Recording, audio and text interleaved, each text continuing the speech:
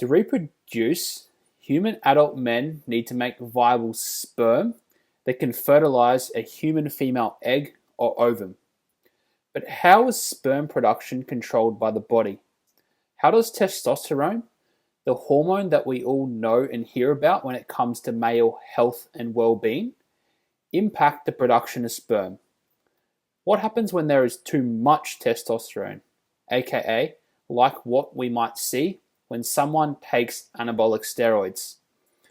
In this video, we will briefly detail how the nervous system and testes control the production of sperm and how exogenous testosterone, aka testosterone taken in drug form, acts to reduce fertility and sperm production in males. To do this, it is important to know that the activity of both the male and female reproductive systems is tightly controlled by the nervous system.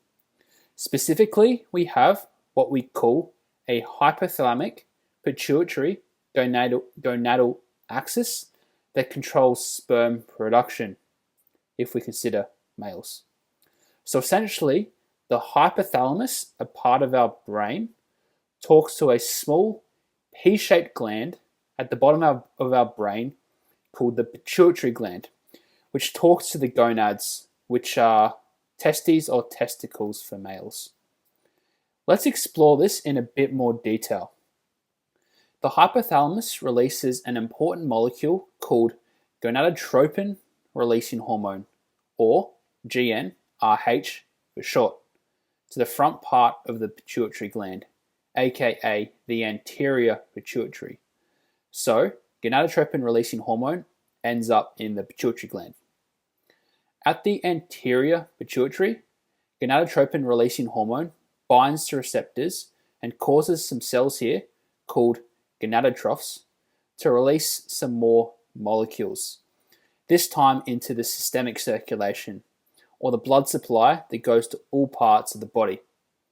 These molecules are called luteinizing hormone, or LH for short, and follicle stimulating hormone, or FSH for short. Both of these hormones are collectively called gonadotropins. Luteinizing hormone and follicle stimulating hormone travel via the blood to the testes. In the testes, these hormones exert effects on some specific cells. But what are these cells in the testes and what do they do? In the testes, Sertoli cells produce sperm, and this process is known as spermatogenesis. Please note, Sertoli cells are a type of sustentacular cell and are sometimes called sustentacular cells of the testes. There is also another cell type in the testes called Leydig cells, which are a type of interstitial cell that produce the steroid hormone we mentioned earlier, testosterone. Follicle stimulating hormone acts on Sertoli cells, and luteinizing hormone acts on Leydig cells.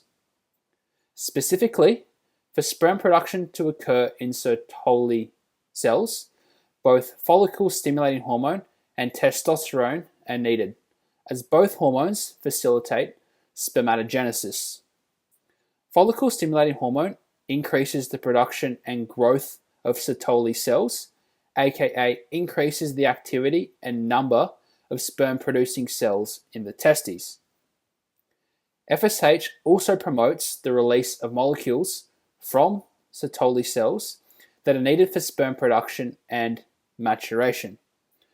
One of these molecules released by Sertoli cells is androgen binding protein, or ABP for short. Androgen binding protein, as its name suggests, binds to androgens.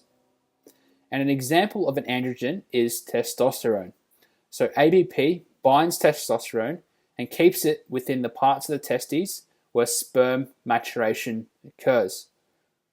Testosterone works with FSH to support the Sertoli cells and promote sperm production. So you want to keep it within the parts of the testes where it is needed. But if testosterone facilitates sperm production, how can too much testosterone inhibit sperm production?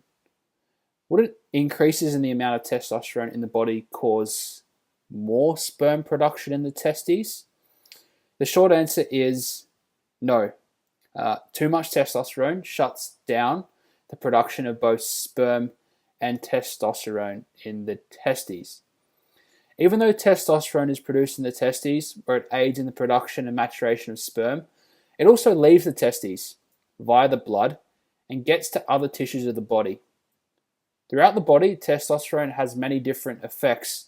For example, in our skeletal muscles, testosterone promotes hypertrophy, aka muscle growth, which is why many competitive athletes and bodybuilders take testosterone drugs or supplements. There are androgen receptors at both the hypothalamus and pituitary gland, and when testosterone binds to these receptors, it signals to both structures to reduce the release of gonadotropin releasing hormone, luteinizing hormone, and follicle stimulating hormone. Put simply, testosterone has a negative feedback mechanism to stop the release of hormones that are needed for sperm production. Now, testosterone produced in the testes leaves the testes and feeds back to the nervous system to tightly control testosterone.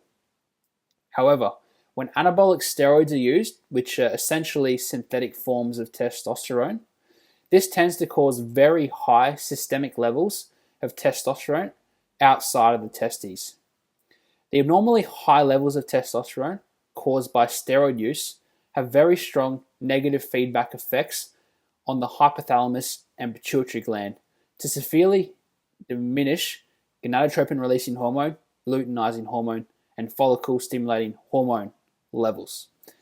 In doing so, because these hormones are now in very low levels, this impairs sperm production and the production of natural testosterone within the testes. A lack of gonadotropins also causes testicular shrinkage or atrophy. So, those taking anabolic steroids can have problems with fertility and tend to have lower levels of naturally produced testosterone when they stop taking steroids. And some clinicians and scientists consider exogenous testosterone to be a type of male contraceptive. To combat this, some individuals may take human chorionic gonadotropin, which acts like luteinizing hormone to promote intratesticular testosterone production and spermatogenesis.